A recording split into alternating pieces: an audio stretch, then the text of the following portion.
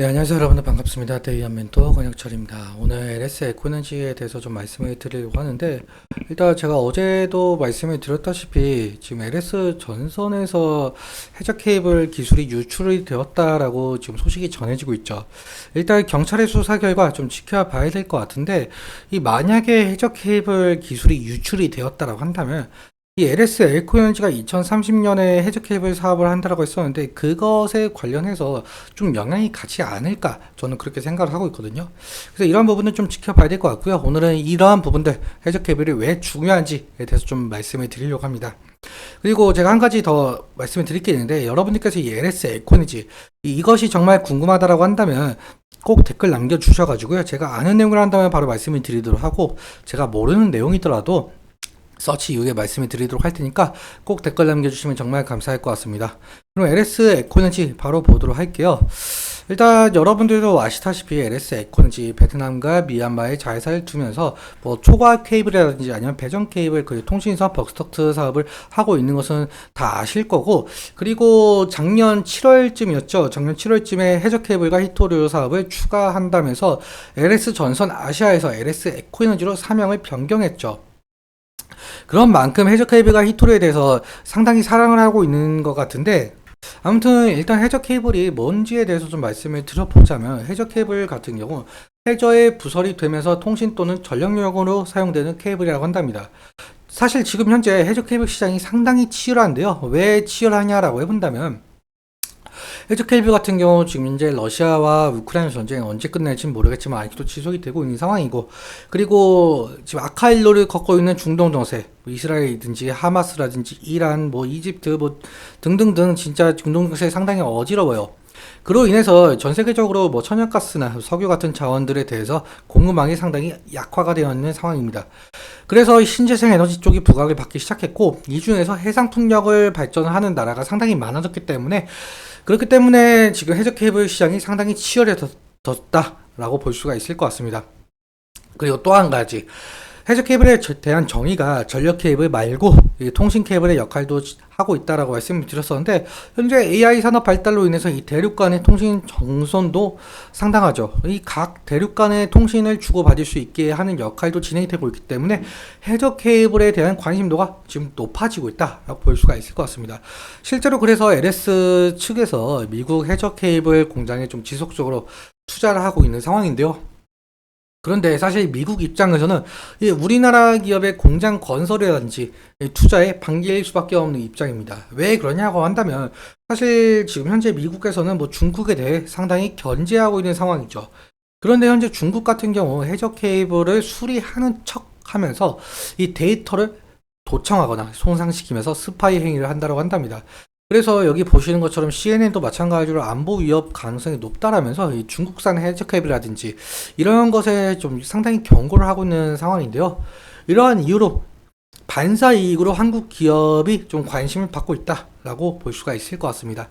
그런데 어제 뉴스에서 말씀드렸다시피 지금 현재 LS 전선 해저 케이블 기술이 이 대한전선에 유출이 되었다라면서 경찰이 어제 이 대한전선을 압수수색을 벌인 것으로 확인이 되고 있는데요.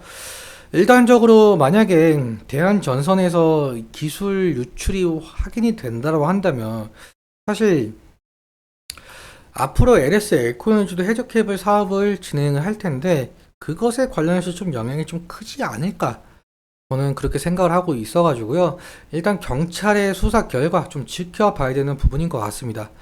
이러한 부분이기 때문에 좀 악재와 호재가 좀 섞여 있다라고 볼 수가 있을 것 같고요. 그렇다면 수급적인 측면, 차트적인 측면에 대해서는 어떻게 우리가 바라봐야 될지, 그러한 부분들 좀 얘기 나눠보도록 하겠습니다. LS 에코너지 오늘의 흐름은 좀 아래 꼬리가 달리면서 마이너스 3%로 마감을 지었는데요. 일단 우리가 볼 수 있는 포인트 같은 경우는, 그러니까 지지라인이죠. 지지라인 같은 경우 이 부분이라고 생각이 들고 있습니다. 오늘도 마찬가지로 여기 10일 이평선을 좀 지지해 주면서 아래 꼬리가 달렸기 때문에 저는 이 부분이라고 생각이 들고 있고요. 뭐 여러분들의 생각은 어떨지는 모르겠지만 그냥 참고 용도로만 생각을 해주시면 좋을 것 같습니다. 아무튼 제가 누누이 말씀을 드리지만 LS 에코너지 지금 신고가 부분에 위치를 하고 있다 보니까 이 매도의 심리가 더 강할 가능성이 상당히 높다라고 말씀을 드렸었습니다.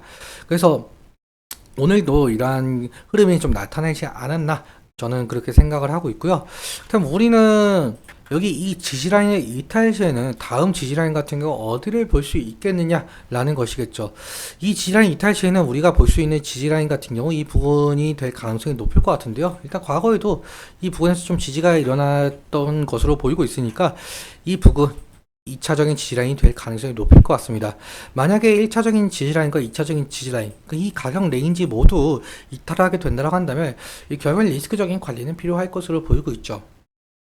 그리고 제가 계속적으로 말씀을 드리지만 상승시마다 이 차익 실현 매물이나 원금 보전 매물이 나올 가능성이 있겠다.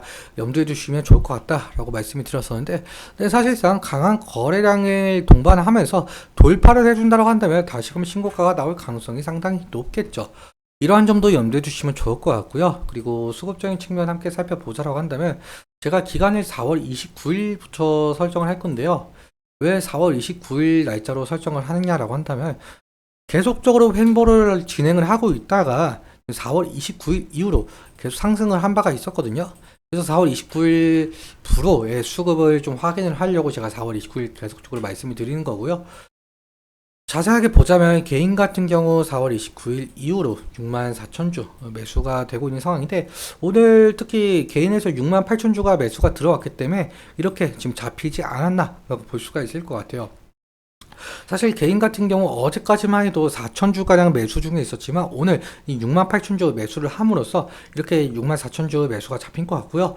그리고 외국인 같은 경우 지금 4월 29일 이후로 64만 주가 잡히고 있는 모습을 보실 수가 있죠. 기관 같은 경우 특히 80만 주 매도가 나오고 있는 상황인데요.